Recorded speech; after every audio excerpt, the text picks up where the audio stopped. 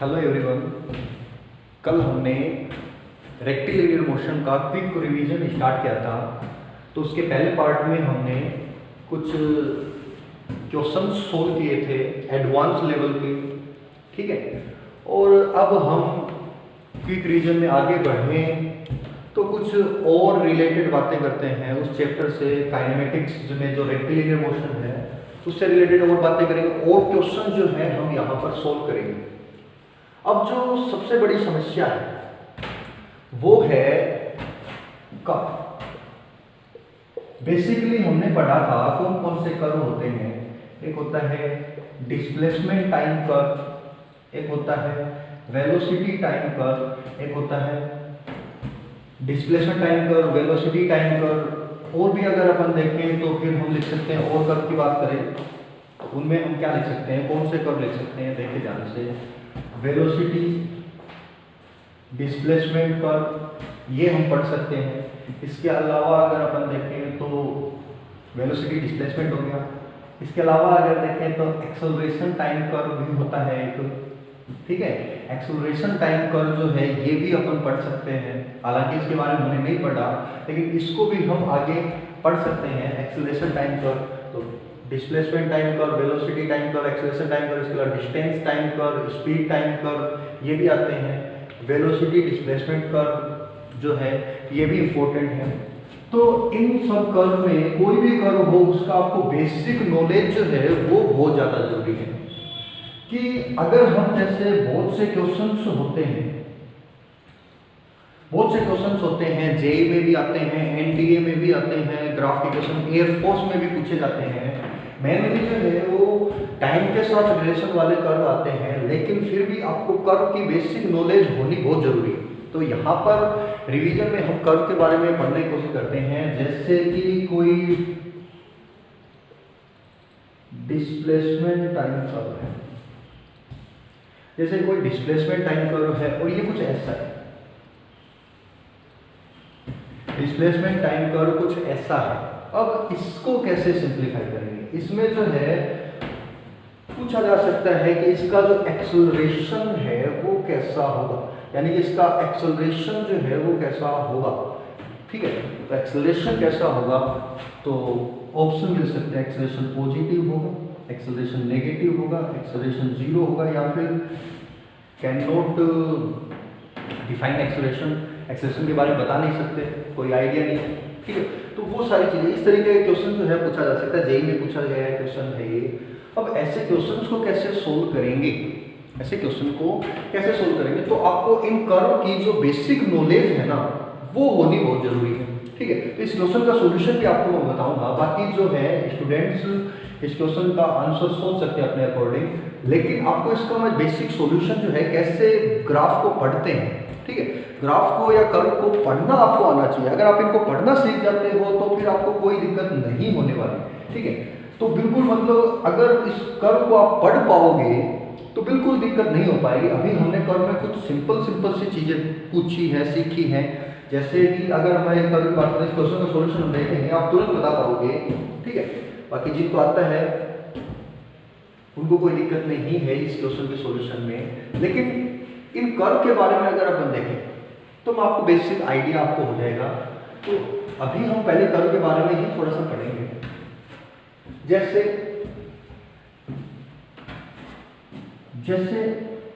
Displacement time curve की बात करें, वापस से कर्व पर आते हैं।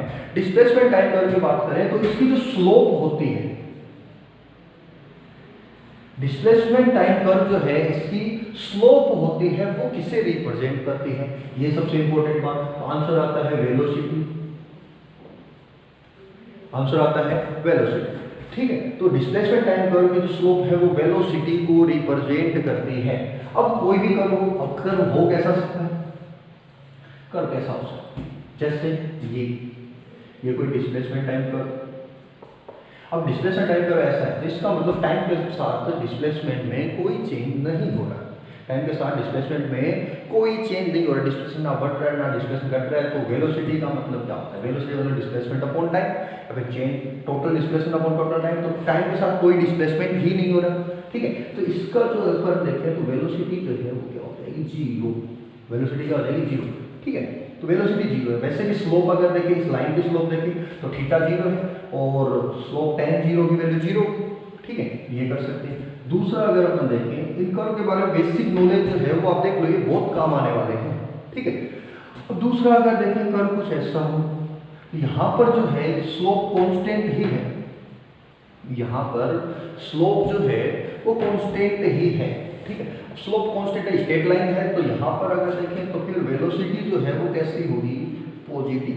वेलोसिटी जो है वो कैसी होगी, पॉजिटिव। वेलोसिटी पॉजिटिव होने का वजह क्या है, वेलोसिटी पॉजिटिव होने की वजह क्या है, क्योंकि स्लोप अगर देखें थीटा जो है वो फर्स्ट क्वाड्रेंट में, और थीटा फर्स्ट क्वाड्रेंट में कैसा होता है, पॉजिटिव। टेन थीटा जो है ना, स्लोप क्या होती है, टेन थीटा। अरे स्ट्रेट लाइन की स्लोप क्या होती है, टेन थीटा। अब टेन थीटा है तो फर्स्ट क्वाड्रेंट में टेन पॉजिटिव होता है, तो वेलोसिटी जो है वो क्या होगी, पॉजिटिव। ठीक है, ऐसे ही तीसरी जो कंडीशन वो अपन देखें, कर्व मान लो ऐसा हो, डिस्प्लेसमेंट टाइम कर्व।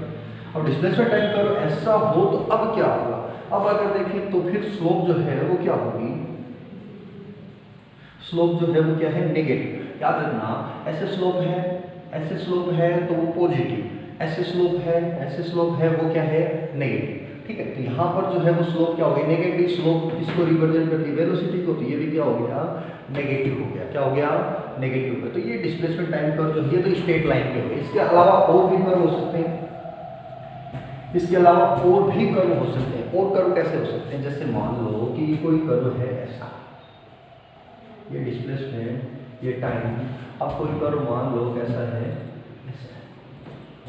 कोई कर्व मान लो ऐसा, ये डिस्प्लेसमेंट टाइम कर्व। अब भाई ये डिस्प्लेसमेंट टाइम कर्व है, तो यहाँ पर आप देखो स्लोप जो है वो तो रिप्रेजेंट करेगी वेलोसिटी को। स्लोप जो है वो किसे रिप्रेजेंट करेगी, वेलोसिटी को। ये तो सबसे पहली बात होगी। लेकिन यहाँ पर आप देखो स्लोप क्या हो रही है, स्लोप जो हो रही है वो क्या हो रही है, इंक्रीज हो रही है, डिक्रीज हो रही है। जैसे यहाँ पर देखो थीटा, फिर यहाँ पर देखो थीटा। अब स्लोप जो है वो इंक्रीज हो रही है, डिक्रीज हो रही है। तो यहाँ पर आप देखो स्लोप जो बढ़ रही है, थीटा जो है वो देखो बढ़ा है, थीटा इंक्रीज हुआ है, तो स्लोप इंक्रीज हुई है। तो स्लोप जो है वो क्या है, इंक्रीजिंग। डिक्रीजिंग स्लोप और इंक्रीजिंग स्लोप जो है वो आपको पहचान में आना चाहिए। यहाँ पे स्लोप कांस्टेंट है, ठीक है, लेकिन यहाँ पर स्लोप जो है वो लगातार क्या हो रही है, बढ़ रही है। ठीक है, तो क्योंकि थीटा बढ़ रही है तो स्लोप बढ़ रही है। स्लोप बढ़ रही है इसका मतलब वेलोसिटी जो है,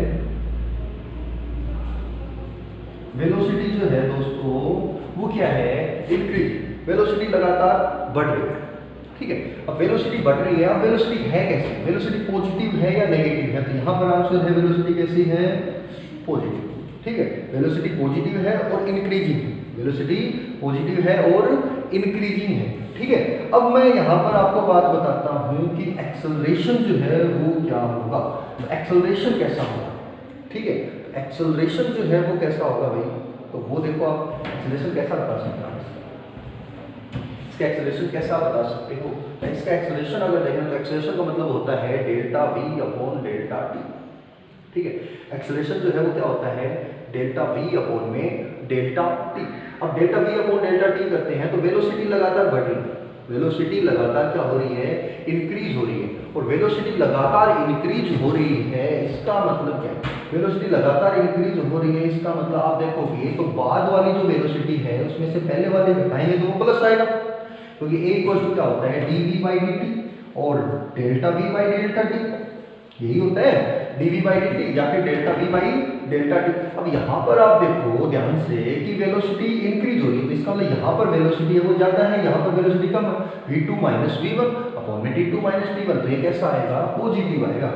कैसा आएगा, पॉजिटिव। तो एक्सेलरेशन जो है वो इसका कैसा हो गया, पॉजिटिव हो गया। कैसा हो गया, पॉजिटिव। तो ये बात आपको ध्यान रखनी है। यहाँ पर अगर देखें एक्सेलरेशन जो है कोई एक्सेलरेशन नहीं, वेलोसिटी नहीं है, मोशन ही नहीं है, सही है। यहाँ पर अगर देखें वेलोसिटी पॉजिटिव है लेकिन एक्सेलरेशन क्या है, जीरो। एक्सेलरेशन क्या है, जीरो, क्योंकि स्लोप जो है वो कांस्टेंट है। स्लोप क्या है, कांस्टेंट। स्लोप में ना बढ़ रही है ना ही घट रही है। यहाँ पर भी स्लोप देखो कांस्टेंट है, ना बढ़ रही है ना घट रही है, क्योंकि थीटा जो है उसमें कोई चेंज नहीं आ रहा। तो यहाँ पर वेलोसिटी नेगेटिव है लेकिन एक्सेलरेशन क्या है, जीरो। यहाँ पर आप देखोगे तो स्लोप वेलोसिटी को रिप्रेजेंट करता है डिस्प्लेसमेंट टाइम कर्व की, स्लोप इंक्रीजिंग है, वेलोसिटी जो है वो इंक्रीज हो रही है, तो स्लोप और वेलोसिटी कैसी है, पॉजिटिव है। वेलोसिटी कैसी है, पॉजिटिव। ठीक है। तो वेलोसिटी पॉजिटिव है तो ए जो है वो कैसा हो गया, पॉजिटिव, ए कैसा हो गया, पॉजिटिव। तो इस कर्व को भी आप समझ सकते हो, ठीक है। अभी आपको और कर्व के बारे में देखें तो डिस्प्लेसमेंट टाइम कर्व का ये पहला कर्व, ये दूसरा कर्व, ये तीसरा कर्व और ये चौथा, ठीक है। तो इन कर्व को आप नोट कर सकते हो, समझ सकते हो, इनको आप 2-3 बार देखो ताकि आपका कर्व का जो नॉलेज है वो बढ़े, क्योंकि ये बहुत इंपॉर्टेंट बात है कर्व को समझना। मैंने पिछले वीडियो जो है उनमें भी आपको कर्व के बारे में बताया है, ठीक है। अब आगे बढ़े और कर्व देखें, डिस्प्लेसमेंट टाइम कर्व की, और उसमें अपने क्या नॉलेज मिलता है। फिर अपन एक सिंपल सी बात करेंगे, डिस्प्लेसमेंट टाइम कर्व से वेलोसिटी टाइम कर्व को पहचानना जो है वो हमें सीखना होगा। तो ध्यान से देखते हैं नेक्स्ट कर्व जो है वो कैसा हो सकता है। अब नेक्स्ट कर्व जो है वो ऐसा हो सकता है, नेक्स्ट कर्व जो है वो ऐसा हो सकता है, डिस्प्लेसमेंट टाइम कर्व, ठीक है। पिछला वाला जो कर्व था वो कैसा था, ये कैसा था। अब डिस्प्लेसमेंट जो है वो पॉजिटिव है, टाइम के साथ डिस्प्लेसमेंट लगातार बढ़ रहा है। अब टाइम के साथ डिस्प्लेसमेंट बढ़ रहा है तो इसका मतलब वेलोसिटी जो है वो कैसी है, पॉजिटिव। वेलोसिटी कैसी है, पॉजिटिव, क्योंकि s2 - s1 अपॉन में t2 - t1। वेलोसिटी जो है वो तो पॉजिटिव है, हर जगह पॉजिटिव है, वेलोसिटी हर जगह क्या है, पॉजिटिव है। लेकिन दूसरी बात अगर अपन देखें कि हम ये कहें कि भाई स्लोप जो है वो क्या है, स्लोप इंक्रीजिंग है या स्लोप डिक्रीजिंग है। तो जैसे मैं ये पॉइंट लेता हूँ, यहाँ पर ये θ1, ये पॉइंट लेता हूँ, ये यहाँ पर टेंजेंट ड्रॉ की, ये मान लो θ2। अब देखो θ1 और θ2 में से आप देखोगे जैसे जैसे आगे बढ़ रहे हैं थीटा जो है वो डिक्रीज हो रहा है। थीटा डिक्रीज होने का मतलब टेन थीटा डिक्रीज, स्लोप जो है वो कैसी हो गई, डिक्रीजिंग। स्लोप डिक्रीजिंग होने का मतलब वेलोसिटी पॉजिटिव तो है, इसका मतलब वेलोसिटी जो है वो हाँ यहाँ पर क्या हो रही है, डिक्रीज हो रही है। वेलोसिटी जो वो ये क्या हो रही है यहाँ पे, डिक्रीज। अब ए जो है वो क्या होता है, dv/dt, यानी बाद में माइनस पहले अपॉन में टाइम का इंटरवल। अब बाद में माइनस पहले करेंगे तो वेलोसिटी जो फाइनल उसमें इनिशियल घटाओ, ठीक है। वो अगर देखें तो वेलोसिटी अगर डिक्रीज हो रही है तो फिर ए जो है वो कैसा होगा, नेगेटिव। ए जो है वो कैसा होगा, नेगेटिव, समझ रहे हो। तो इस कर्व से हमने पहचान लिया कि ए जो है वो कैसा है, नेगेटिव, ठीक है। तो एक्सेलरेशन पॉजिटिव है, एक्सेलरेशन नेगेटिव है, वो हम यहाँ से पहचान सकते हैं। खैर अब अपन वापस अपने टॉपिक पर आते हैं। ये डिस्प्लेसमेंट टाइम कर्व है, अब इसकी बात करें, ये कर्व, ठीक है। इस कर्व को देखें तो फिर आपको बताना है कि इसका एक्सेलरेशन कैसा होगा। यही क्वेश्चन था, यही क्वेश्चन था कि एक्सेलरेशन पॉजिटिव होगा, एक्सेलरेशन नेगेटिव होगा, किस तरीके का होगा, ठीक है। इसका अपन एक्सेलरेशन बताएं, या फिर एक और अपन साइड में एक और कर्व बना लेते हैं, उसका एक्सेलरेशन बताइए। डिस्प्लेसमेंट है, ये टाइम है, और ये कर्व, इसका एक्सेलरेशन बताएं। तो इन दोनों में एक्सेलरेशन कैसा है, कहाँ पॉजिटिव है कहाँ नेगेटिव है, ये दोनों बात अपने को जाननी चाहिए। पहली बात वेलोसिटी की बात करें। वेलोसिटी जो है इस कर्व के लिए, वेलोसिटी जो है वो कैसी है, क्या वो पॉजिटिव है, क्या वो नेगेटिव है। तो जाहिर सी बात है यहाँ से नीचे डिस्प्लेसमेंट नेगेटिव है, और नेगेटिव में इंक्रीज हो रहा है, नेगेटिव में इंक्रीज हो रहा है। जैसे मान लो ये -5, ये -2 है ना, तो -5 -2 अपॉन में टाइम देखें तो 2 सेकेंड, ये 4 सेकेंड, तो 4 - 2, इस तरीके से वेलोसिटी देखें तो आपको पता चल गया वेलोसिटी नेगेटिव। वेलोसिटी कैसी है, नेगेटिव। समझ रहे हो बात, बिल्कुल प्योर बेसिक से समझने की कोशिश करो, ठीक है ना। प्योर बेसिक से समझने की कोशिश करो, जब समझ में आ जाएगा तो देखते ही आप आंसर बता दोगे, ठीक है। तो ये अगर मैं देखूं तो यहाँ पर जो है वो वेलोसिटी नेगेटिव है। स्लोप की बात करें तो स्लोप जो है वो इंक्रीजिंग है या डिक्रीजिंग है, स्लोप इंक्रीजिंग है या डिक्रीजिंग है। तो स्लोप आप देखोगे, यहाँ से आप देखोगे तो ये θ1, यहाँ से देखोगे तो ये θ2, ठीक है। एक जगह आपने देखा θ1, एक जगह आपने देखा θ2। अब आप देखो स्लोप जो है वो इंक्रीजिंग है या डिक्रीजिंग है, ठीक है। तो कैसे बताओ, तो समझो इस चीज़ को दोबारा देख लेते, थोड़ा क्लियर आपको दिख जाएगी। ग्राफ ये कर्व जो है ये आपको क्लियर दिख जाएगी। अब यहाँ पे टेंजेंट ड्रॉ की, इस पॉइंट पे टेंजेंट ड्रॉ की। अब अगर आप देखोगे तो ये थीटा और ये थीटा, अब आप देखो कि भाई एंगल जो है वो इंक्रीज हो रहा है या डिक्रीज हो रहा है। यहाँ पे एंगल इतना था, अब एंगल जो है इधर हो गया, अब एंगल जो है वो क्या हुआ, इंक्रीज हुआ। तो स्लोप जो है वो कैसी है, इंक्रीज। स्लोप जो है वो कैसी है, इंक्रीजिंग। अब स्लोप इंक्रीजिंग है तो फिर क्या होगा, स्लोप इंक्रीजिंग है, दिख रही है ना, स्लोप जो है वो क्या हो रही है, इंक्रीज हो रही है। यहाँ पर अगर देखें इस क्वेश्चन में, अब ए की बात करें तो ए कैसा होगा, ए जो है वो कैसा होगा, एक्सेलरेशन कैसा होगा, क्या वो पॉजिटिव होगा, क्या वो नेगेटिव होगा। यहाँ पर आप देखोगे तो वेलोसिटी जो है वो बढ़ रही है, वेलोसिटी जो है वो क्या हो रही है, बढ़ रही है, क्योंकि इंक्रीजिंग है स्लोप, वेलोसिटी इंक्रीज हो रही है। तो फिर हम क्या कहेंगे इसके बारे में, एक्सेलरेशन के बारे में, क्या एक्सेलरेशन पॉजिटिव होगा, क्या एक्सेलरेशन नेगेटिव होगा। तो आप बता सकते हो एक्सेलरेशन कैसा होगा, सोच सकते हो ना, इसे इसके बारे में समझ सकते हो। ऐसे ही यहाँ पर देखो, आप देखो इसका आंसर सोचो, बताता हूँ इसको और थोड़ा देखते हैं कि यहाँ पर ये पॉइंट, यहाँ पर ये पॉइंट, अब आप देखो ये थीटा टू, ये थीटा सही है, ये थीटा टू, ये थीटा वन, या फिर यहाँ पर मिला दो इसे, यहाँ से कर दो, ये थीटा वन सही है, और ये जब यहाँ जाएगी तो ये थीटा इस तरीके से, और ये यहाँ भी यही देख पाते हैं इस तरीके से। वापस से देखिए एक बार,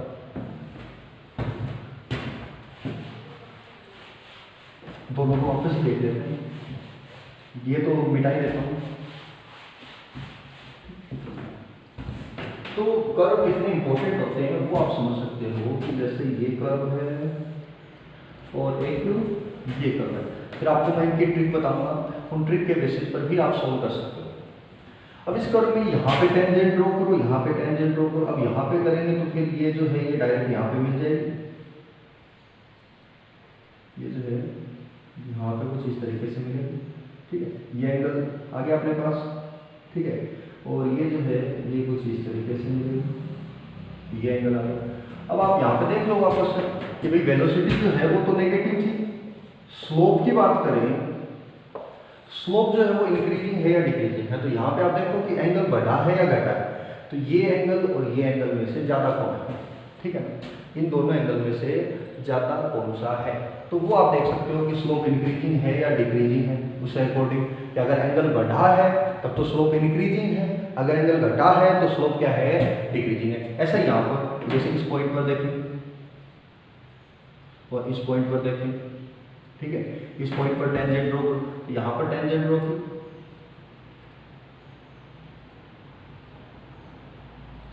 और एक यहाँ पर टेंजेंट ड्रॉ करो। अब ये थीटा, ये थीटा, ठीक है, ये थीटा वन, ये थीटा टू, इस तरीके से हम देख सकते हैं। एक्स एक्सिस के साथ जो इसका एंगल है वो ही इंपॉर्टेंट है, तो स्लोप को आप पहचान जाओगे, स्लोप इंक्रीजिंग है, स्लोप डिक्रीजिंग है, तो उसके अकॉर्डिंग आप एक्सेलरेशन को भी पहचान जाओगे, एक्सेलरेशन कैसा होगा, ठीक है। तो इसकी जो सिंपल सी ट्रिक है वो आपको बता देता हूँ। यहाँ पर आप देखोगे तो वेलोसिटी जो है वो नेगेटिव है या पॉजिटिव है, तो ये एच टी कर्व है, एच टी कर्व है, तो यहाँ पर आप देखोगे तो इसकी वेलोसिटी कैसी है, पॉजिटिव है या वो नेगेटिव है, वो अगर अपन देखें तो वो किस तरीके से बताएं, देखो, ठीक है, तो फोर्थ क्वाड्रेंट है, इसके अकॉर्डिंग आप देखो तो किस तरीके से होगा भाई, फर्स्ट और थर्ड में टेन पॉजिटिव होता है, यहाँ पर कैसा होगा, नेगेटिव, तो स्लोप नेगेटिव है तो वेलोसिटी तो जाहिर सी बात है नेगेटिव ही होगी। अब वेलोसिटी नेगेटिव होगी, ये जो ऐसे स्लोप होती है वो नेगेटिव स्लोप, ऐसे स्लोप होती है वो कैसी होती है, नेगेटिव, शुरुआत में बताया था ना, ये जो स्लोप होती है ऐसे ऐसे, ये नेगेटिव स्लोप, ठीक है। यहाँ पर जो है स्लोप नेगेटिव है, और स्लोप जो है वो इंक्रीजिंग है या डिक्रीजिंग है वो भी हम देख सकते हैं, ठीक है। तो सिंपल सी बात है, कहाँ पर स्लोप इंक्रीजिंग होगी, कहाँ पर डिक्रीजिंग होगी। और एक्सेलरेशन की बात करें, ठीक है, एक्सेलरेशन की बात करें तो वो कैसा होगा, तीनों बात जो है वो आपको पता होनी चाहिए। तो आपको एक सिंपल सी ट्रिक बता देता हूँ, उससे आप ध्यान रख सकते हो कि अगर डिस्प्लेसमेंट टाइम कर्व है और डिस्प्लेसमेंट टाइम कर्व में जो ये है ये कैसा हो, कॉनकेव अपवर्ड, कॉनकेव अपवर्ड। अब कॉनकेव अपवर्ड जब भी होगा तो एक्सेलरेशन जो है वो कैसा होगा, पॉजिटिव। कॉनकेव अपवर्ड जब भी होगा तो एक्सेलरेशन कैसा होगा, पॉजिटिव। और जब ये कॉनकेव डाउनवर्ड होगा, कॉनकेव डाउनवर्ड, जब ये कॉनकेव डाउनवर्ड होगा तब एक्सेलरेशन जो है वो कैसा होगा, नेगेटिव। इन दोनों बातों को आपको ध्यान रखना है, ठीक है ना, कि जब ये क्या हो, कॉनकेव अपवर्ड हो तो एक्सेलरेशन पॉजिटिव होगा, कॉनकेव डाउनवर्ड हो तो एक्सेलरेशन कैसा होगा, नेगेटिव होगा। अब वापस से जैसे हम पिछले वाले ग्राफ को देखें, जैसे ये ग्राफ देखा अपन ने, तो यहाँ पर वेलोसिटी पॉजिटिव थी है ना, वेलोसिटी कैसी थी, पॉजिटिव, ठीक है ना। एक्सेलरेशन की बात करें तो एक्सेलरेशन कैसा आया था, एक्सेलरेशन कैसा आया था, नेगेटिव। स्लोप कैसी थी, डिक्रीजिंग, स्लोप कैसी थी, डिक्रीजिंग। याद आ रहा है कुछ, पिछला जो आपने कर देखा था, ये एसटी कर। तो यहाँ पर आप देखो velocity positive, slope decreasing, acceleration negative, ठीक है। अब एक्सेलरेशन नेगेटिव है तो यहाँ पे भी यही आ रहा है, देखो ये कॉनकेव डाउनवर्ड है, कॉनकेव डाउनवर्ड है, और कॉनकेव डाउनवर्ड है तो एक्सेलरेशन कैसा होगा, नेगेटिव। लेकिन जो दूसरी बात है वो ये है कि भाई जब स्लोप जो है वो इंक्रीजिंग हो, स्लोप जब हो क्या हो, इंक्रीजिंग हो, स्लोप इंक्रीजिंग हो तब क्या होता है, जब स्लोप इंक्रीजिंग होती है तब वेलोसिटी और एक्सेलरेशन जो है दोनों के सेम साइन होते हैं। वेलोसिटी और एक्सेलरेशन के क्या होते हैं, सेम साइन होते हैं। और जब वेलोसिटी डिक्रीजिंग होती है तो वेलोसिटी और एक्सेलरेशन के क्या होते हैं, ऑपोजिट साइन होते हैं। कैसे होते हैं, ऑपोजिट, यानी v अगर पॉजिटिव है तो a नेगेटिव, ठीक है ना। जैसे यहाँ पर आप देखोगे v पॉजिटिव a नेगेटिव, तो स्लोप जो है वो कैसे, दोनों सेम साइन होंगे, सेम साइन होगा, इसका मतलब स्लोप जो है वो क्या है, इंक्रीजिंग। स्लोप जो है क्या है, इंक्रीजिंग। आप देख सकते हैं यहाँ पे स्लोप इंक्रीजिंग है, θ1 और θ2 अगर देखें तो ये एंगल जो है वो क्या हुआ है, इंक्रीज हुआ है, ठीक है ना। एंगल जो है वो क्या हुआ है, इंक्रीज हुआ है। लेकिन दूसरी तरफ यहाँ पर देखें तो वेलोसिटी नेगेटिव है, velocity negative, acceleration positive, slope जो है वो क्या है, डिक्रीजिंग, स्लोप जो है क्या है, डिक्रीजिंग। यहाँ पे आप देखोगे ये एंगल कम है, ये एंगल ज़्यादा है, ठीक है ना, सॉरी एंगल जो है वो क्या हुआ है, घटा है, डिक्रीज हुआ है, ठीक है। तो स्लोप जो है वो डिक्रीज है। तो आपको मेन जो कंसेप्ट है वो कुछ ऐसा है, ठीक है, ये आप नोट कर सकते हो। तो मेन जो ट्रिक है, जब भी आपको डिस्प्लेसमेंट टाइम कर्व हो, उससे आपको वेलोसिटी टाइम कर्व बनाना हो या फिर एक्सेलरेशन के बारे में नॉलेज लेना हो, तो वो आप यहाँ से इन ट्रिक से यूज कर सकते हो। तो आपको ट्रिक जो है वो नोट करनी है कि displacement time curve, displacement time curve जो है वो कैसा हो, कॉनकेव अपवर्ड, कॉनकेव अपवर्ड हो तो हर कंडीशन में एक्सेलरेशन जो है वो कैसा होगा, पॉजिटिव। और ये कॉनकेव डाउनवर्ड हो, कॉनकेव डाउनवर्ड हो तो एक्सेलरेशन कैसा होगा, नेगेटिव। दूसरी बात अगर देखें कि स्लोप जो है, स्लोप जो है वो इंक्रीजिंग हो, स्लोप जो है वो इंक्रीजिंग हो, स्लोप इंक्रीजिंग हो अगर, तब क्या होगा, velocity and acceleration have same sign, have same sign, यानी जो साइन वेलोसिटी का है वही साइन किसका है, एक्सेलरेशन का। और अगर स्लोप क्या हो, डिक्रीजिंग हो, अगर स्लोप क्या हो, डिक्रीजिंग, तो velocity and acceleration have different sign. समझो इस बात को कि वेलोसिटी और एक्सेलरेशन दोनों के डिफरेंट साइन होंगे, ठीक है ना। तो ये बात आपको ध्यान रखनी है और इस चीज को आप नोट कर लो, इंपॉर्टेंट ट्रिक है, ठीक है। तो इसे आप नोट कीजिए।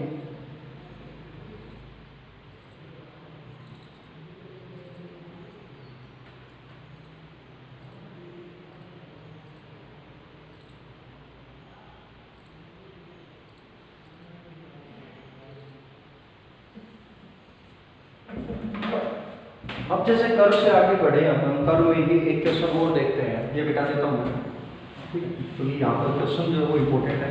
तो आप क्वेश्चन बताते हैं कर्व के कि ये क्वेश्चन देखिए, जैसे if A body is thrown vertically upward, if a body is thrown vertically upward, then draw its velocity time curve, then draw its velocity time curve। इसका वेलोसिटी टाइम कर्व जो है draw करो। ये JEE में पूछा गया question है भाई, जेई में पूछा गया क्वेश्चन है। इस क्वेश्चन के ऑप्शन मैं आपको बता देता हूं। ऑप्शन ए,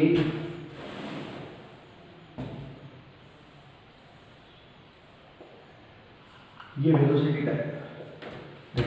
ऑप्शन है if a body is thrown vertically upward then its vt curve। Option B,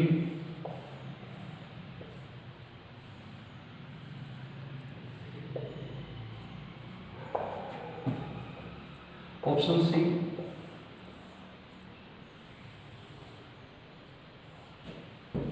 and option D.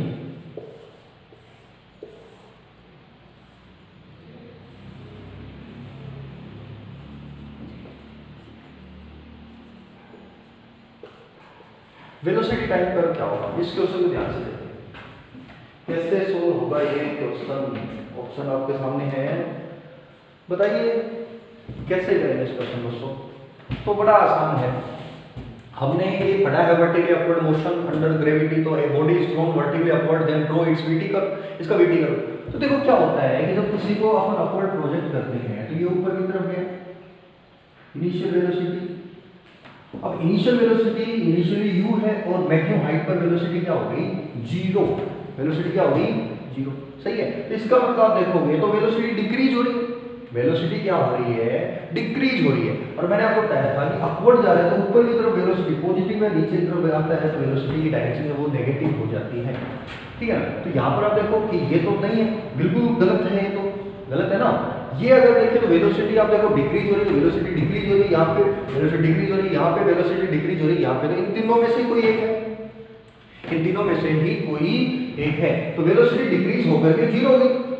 उसके बाद क्या है, उसके बाद क्या वेलोसिटी वापस से, अब यहाँ पर आप देखोगे तो ये क्या है, वेलोसिटी डिक्रीज हो रही थी।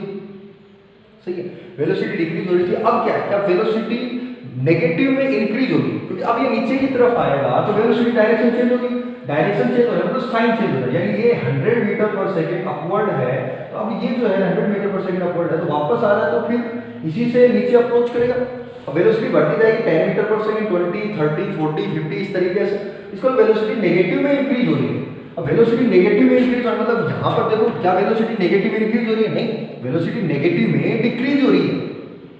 वेलोसिटी नेगेटिव में डिक्रीज हो रही है, दिख रहा है। और यहाँ पर देखो तो ये जो है ये वेलोसिटी नेगेटिव में डिक्रीज हो रही है। ये अगर देखें तो वेलोसिटी क्या इंक्रीज हो रही है, बिल्कुल वेलोसिटी नेगेटिव में इंक्रीज हो रही है। जीरो था, जीरो के बाद वेलोसिटी नेगेटिव में इंक्रीज होने लगी। ठीक है, ये जो है अभी भी वेलोसिटी नेगेटिव, लेकिन इसका मतलब आप देखोगे तो ये कर्व जो है यहाँ पर आप देखोगे तो वेलोसिटी जो है वो क्या है, ये इसका मतलब है कि इसके स्लोप के लिए वेलोसिटी पॉजिटिव है। वेलोसिटी कैसी है, पॉजिटिव। ठीक है, तो इस चीज को आपको ध्यान रखना है। लेकिन यहाँ पर वेलोसिटी नेगेटिव है। ठीक है, तो वेलोसिटी जो है वो घट करके जीरो हुई, फिर नेगेटिव में इंक्रीज होने लगी। ठीक है ना, तो ये जो है ये ऑप्शन क्या हो गया, सही होगा। ये गलत नहीं, ये गलत है। ठीक है ना, ये जो है ये क्या है, गलत। ठीक है ना, तो यहाँ पर आप देखो वेलोसिटी, सॉरी ये जो है वेलोसिटी पॉजिटिव नहीं, वेलोसिटी नेगेटिव में डिक्रीज। ठीक है, तो इस चीज का आपको ध्यान रखना है। ठीक है, कोई दिक्कत नहीं है, इसको आप समझ सकते हैं। तो ये वेलोसिटी नेगेटिव में इंक्रीज, ये वेलोसिटी नेगेटिव में डिक्रीज। ठीक है, और यहाँ पर ये जो है वेलोसिटी पॉजिटिव में इंक्रीज, तो ये तो नहीं होगा, ये ऑप्शन जो है ये सही हो जाएगा। ठीक है, तो इसको आप समझ सकते हो, ऑप्शनों से ऐसे क्वेश्चन सोल्व कर सकते हो। तो ये कर्व बेस्ड जो है प्रॉब्लम थी अपने सामने, इसको हमने सोल्व किया। और भी प्रॉब्लम्स आती हैं उनको भी हम सोल्व कर सकते हैं। ठीक है, दूसरी बात इसको ऐसे भी देख सकते हैं कि वेलोसिटी टाइम कर्व जो है उसकी स्लोप जो है वो एक्सेलरेशन को रिप्रेजेंट करती है। वेलोसिटी टाइम कर्व उसकी स्लोप जो है एक्सेलरेशन को रिप्रेजेंट करती है। तो जब ये अपवर्ड जा रहा है तब ए इक्वल्स टू क्या है, एक्सेलरेशन। जब ये डाउनवर्ड आ रहा है तब एक्सेलरेशन क्या है। ठीक है, दोनों केस में अपन देखें एक्सेलरेशन जो है वो क्या है, माइनस जी। ठीक है, और एक्सेलरेशन माइनस जी, इस मोशन के लिए एक्सेलरेशन माइनस जी है, तो यहाँ पर आप देखोगे तो इसके लिए माइनस जी है। ठीक है, एक्सेलरेशन नेगेटिव है। यहाँ पर आप देखोगे तो यहाँ भी एक्सेलरेशन नेगेटिव होना चाहिए। ठीक है, तो इस चीज़ का आपको ध्यान रखना है। ठीक है, तो ये एक इंपॉर्टेंट बात है। तो इस क्वेश्चन को हमने सोल्व किया, बड़ा आसान सा क्वेश्चन था। अगर आपको कर्व के नॉलेज है तो आप इस क्वेश्चन को कर सकते हैं। इसके अलावा और भी क्वेश्चन है, जैसे ये क्वेश्चन डिस्प्लेसमेंट टाइम का, और ये ऐसा दे रखा है, देन एक्सेलरेशन टाइम का विल बी। सही है, कोई पार्टिकल उसका डिस्प्लेसमेंट टाइम कर्व ऐसा है, एक्सेलरेशन टाइम कर्व कैसा होगा, ऑप्शन ए ऐसा, ऑप्शन बी ऐसा, ऑप्शन सी ऐसा, एंड ऑप्शन डी।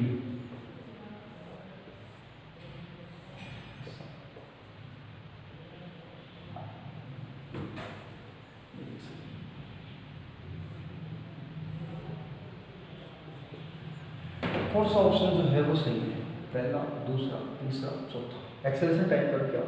तो यहाँ पर जो है बड़ी आसानी से हम कर सकते हैं कि भाई इसमें क्या है, ये डिस्प्लेसमेंट टाइम कर्व, और डिस्प्लेसमेंट टाइम कर्व जो है मैंने बताया कि अगर ये कॉनकेव अपवर्ड, तो ये क्या है कॉनकेव अपवर्ड, और कॉनकेव अपवर्ड अगर अपने पास है तो इसका मतलब क्या है कि एक्सेलरेशन जो है वो कैसा होगा, पॉजिटिव, और एक्सेलरेशन पॉजिटिव होगा तो फिर ये ऑप्शन सही है, ठीक है। यहाँ पर एक्सेलरेशन 0 है, यहाँ पर नेगेटिव है, यहाँ पर एक्सेलरेशन डिक्रीजिंग है, ठीक है। सही जो ऑप्शन है वो कौन सा है, ठीक है। तो ये आपको ध्यान रखना है, इस तरीके से आप कर्व बेस्ड जो प्रॉब्लम है वो आप सोल्व कर सकते हो, ठीक है। तो आपको और क्वेश्चन कराता हूँ, एक इम्पोर्टेंट क्वेश्चन कराता हूँ, उसको कैसे सोल्व करोगे।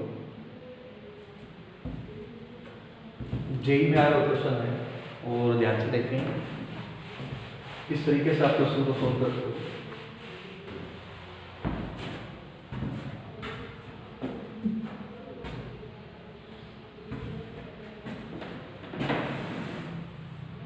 ये एक्स आई की कोई बिल्डिंग है, यहाँ से किसी को ऊपर की तरफ प्रोजेक्ट किया और फिर ये नीचे,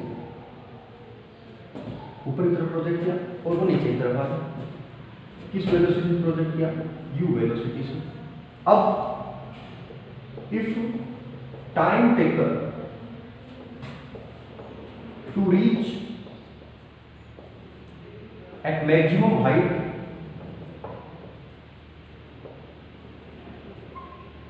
is n times of reaching at ground. If time taken to reach at maximum height is n times of reaching at ground, ठीक है। ये ग्राउंड पर आने में जो टाइम लग रहा है, यहाँ से यहाँ तक ग्राउंड तक आने का जो टाइम है, यहाँ तक पहुँचने का टाइम है उसका n टाइम, ठीक। अब क्या पूछेगा कि हमें रिलेशन फाइंड आउट करना है, we have to find out relation, ठीक। हमें एक रिलेशन फाइंड आउट करना है किसके बीच में, एन यू एंड रिलेशन, ये we have to find out relation between n u and, कैसे सोल्व करेंगे, कैसे सोल्व करेंगे, करो कोशिश करो इस क्वेश्चन को सोल्व करने की। अभी वर्टिकल अपवर्ड मोशन और डाउनवर्ड मोशन आप कराएंगे, लेकिन ये एडवांस लेवल का क्वेश्चन है, और क्या कर सकते हैं, क्या कर सकते हैं। अरे मैक्सिमम हाइट तक पहुंचने का टाइम पता है ना, मैक्सिमम हाइट तक पहुंचने का टाइम कितना लगा रहे, टी एसेंट टाइम। अब ग्राउंड से फेंको चाहे यहाँ से फेंको, ascent time u velocity project किया, ठीक है। मैक्सिमम हाइट तक का time u by total time, total time मतलब कि एफ लिख सकते हैं, ये यहाँ से गया एंड यहाँ, ठीक। ये कितना हुआ, ये कितना होगा दोस्तों, ये होगा एन टी ए, यानी कि एन यू बाई, समझ में आने बात। अब यहाँ से यहाँ पहुंचा, डिस्प्लेसमेंट कितना, ये यहाँ से यहाँ पहुंचा, ये तो टोटल लेंथ ऑफ पाथ है, डिस्टेंस है, लेकिन डिस्प्लेसमेंट कितना हो, डिस्प्लेसमेंट तो यही है, डिस्प्लेसमेंट तो यही है। अब नीचे की तरफ आ रहा है, डिस्प्लेसमेंट कैसा होगा, नेगेटिव होगा, सही है। तो हमें पता है s equal to u t plus half a t square, सही है। S equal to u t plus half a t square, सही है। हमें इस बात को,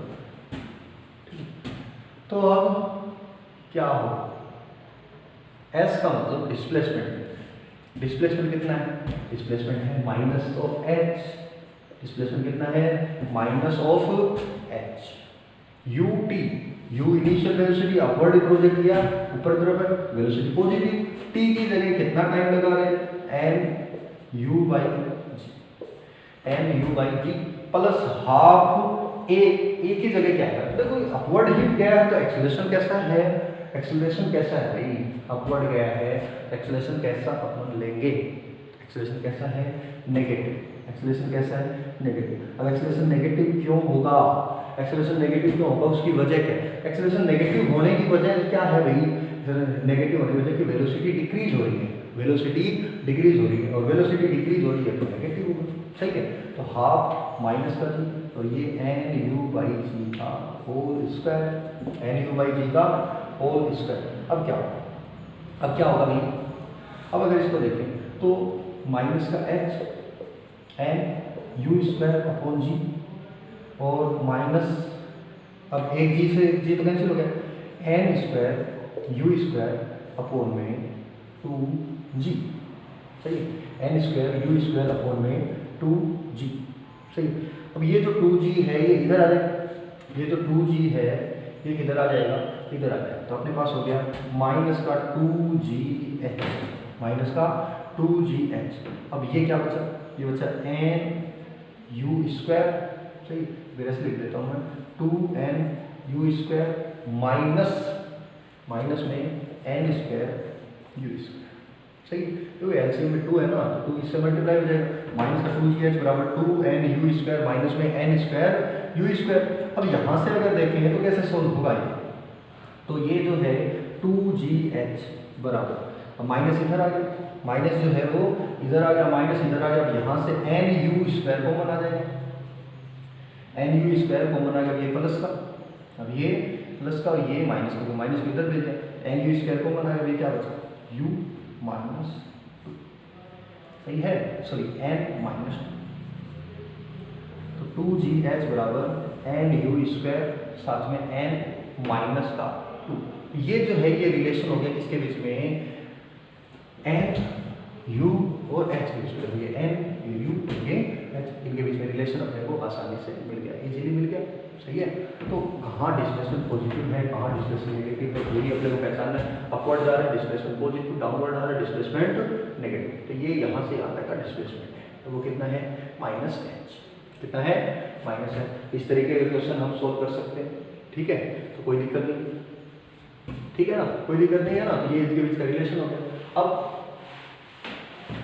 अब क्विक रिवीजन में हम आगे बढ़ें, तो लास्ट इस टॉपिक के एंड पर पहुंचते हैं। एक क्वेश्चन और देख लेते हैं, क्योंकि क्वेश्चन जरूरी है, एक क्वेश्चन और देखते हैं। यूनिफॉर्मली ये particle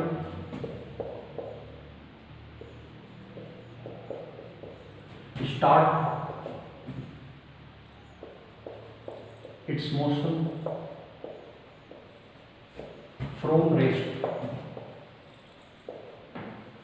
A particle start its motion from rest and accelerated uniformly. Displacement in first 10 seconds is x1, next 10 seconds is x2, and next 10 seconds is x3. Calculate x1 ratio x2 ratio x3. Calculate x1 ratio x2 ratio x3. ये question कैसे, यहाँ से motion start किया, rest है, u बराबर 0, 10 second में x1, यहाँ से नेक्स्ट 10 में x2, यहाँ से नेक्स्ट 10 में x3, x1 x2 x3। अब इसको ऐसे लिख सकते हैं, 10 सेकेंड x1 इनिशियल से लेकर 20 second x1 plus x2, 30 second x1 plus x2 plus x3, तो ये x3। First 10 second, next 10 second and next 10 second, ये हो गया। यूनिफॉर्मली एक्सेलरेटेड है, यूनिफॉर्मली एक्सेलरेटेड जो है इसका एक्सेलरेशन तो कांस्टेंट, एक्सेलरेशन कांस्टेंट है, तो इसका मतलब इक्वेशन ऑफ मोशन लग सकती है, तो s equals to ut plus half a t square, तो x1 जो है वो किसके इक्वल होगा, u तो 0, तो क्या हो गया हाफ ए टी स्क्वायर की जगह 10 का स्क्वायर, और 10 का स्क्वायर है तो कितना हो गया ये 100 या 50 a आ गया। ऐसे ही x1 प्लस x2 करें, 20 सेकेंड की डिस्टेंस कितनी है, डिस्प्लेसमेंट कितना है x1 प्लस x2 तो ये तो 0 है, यहाँ पे हाफ ए 20 का स्क्वायर 400/2 200 ए। फिर आगे का देखें x1 plus x2 plus x3, ये कितना हो, तो हाफ ए 30 का स्क्वायर 450, सही 30 का स्क्वायर कितना 900 डिवाइड कर दो 450। अब यहाँ से x1 तो पता है 50, अब x1 प्लस x2 जो है 200a है तो x1 को इधर ले आओ, x2 इक्वल टू कितना हो गया 200a माइनस x1 यानी माइनस 50 है तो कितना हो गया 150a। x3 की बात करें x1 प्लस x2 कितना है 200 है, ये इधर ले आओ, x3 कितना हो गया 450 माइनस 200 तो बचा कितना 250a। अब रेशियो देख सकते हो x1 ratio x2 ratio x3, तो वो क्या हो गया